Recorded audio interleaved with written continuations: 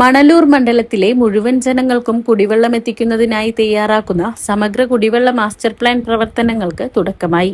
Mullassery block panchayat ഹാളിൽ ചേർന്ന ജനപ്രതിനിധികളുടെയും എഞ്ചിനീയർമാരുടെയും യോഗത്തിലാണ് പ്രവർത്തനങ്ങൾക്ക് തുടക്കം കുറിച്ചത്. MLA professor C Raveendranath master plan പ്രവർത്തനങ്ങൾ വിശദീകരിച്ചു. മുല്ലശ്ശേരി ബ്ലോക്ക് പഞ്ചായത്ത് പ്രസിഡന്റ് ക്ലെമൻ ഫ്രാൻസിസ് അധ്യക്ഷനായി.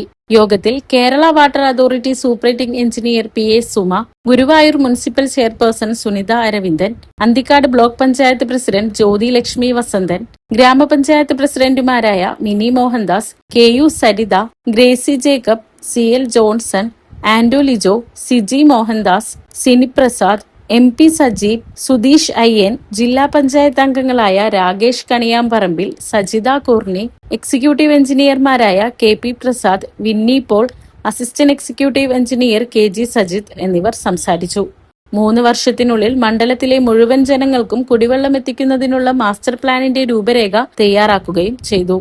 പാവർട്ടി മുല്ലശ്ശേരി കുടിവെള്ള പദ്ധതി പ്രവർത്തനം പൂർത്തീകരണ ഘട്ടത്തിലാണെന്നും നാട്ടിക ഫർക്ക കുടിവെള്ള പദ്ധതിയുടെ പ്രധാന വിതരണ പൈപ്പ് ലൈൻ മാറ്റുന്ന പ്രവൃത്തി അടിയന്തിരമായി പൂർത്തീകരിക്കുമെന്നും കൂടാതെ മണലൂരിലെ വഞ്ചിക്കടവ് കുടിവെള്ള പദ്ധതി വൈകാതെ കമ്മീഷൻ ചെയ്യുമെന്നും യോഗം വിലയിരുത്തി.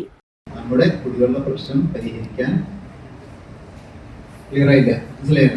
പറ്റാനുള്ള സാധ്യത അവിടെയാണ് നമ്മൾ ഇടപെടുന്നത്. MLA എന്നുള്ളതായിരിക്കും, പഞ്ചായത്ത് എന്നുള്ളതായിരിക്കും, ജില്ലാ പഞ്ചായത്ത് എന്നുള്ളതായിരിക്കും ഒക്കെ ഇടപെടേണ്ടത് അവിടെയാണ്. അപ്പോൾ ഇത് എത്തും 28-ാം തീയതി എത്തും എന്നുള്ളത്, നമുക്ക് 28-ന് എത്തും എന്നുള്ളതായിരിക്കും ഉറപ്പായി. അപ്പൊ 28 ആവുമ്പോഴേക്കും നമ്മുടെ എല്ലാ കുടിവെള്ള പ്രശ്നങ്ങളും പരിഹരിക്കുമെന്ന് വാട്ടർ അതോറിറ്റി പറയും. അത് ഉറപ്പാക്കണം, ഫോളോ അപ്പ് ചെയ്യണം, അതൊക്കെ ചെയ്യാം.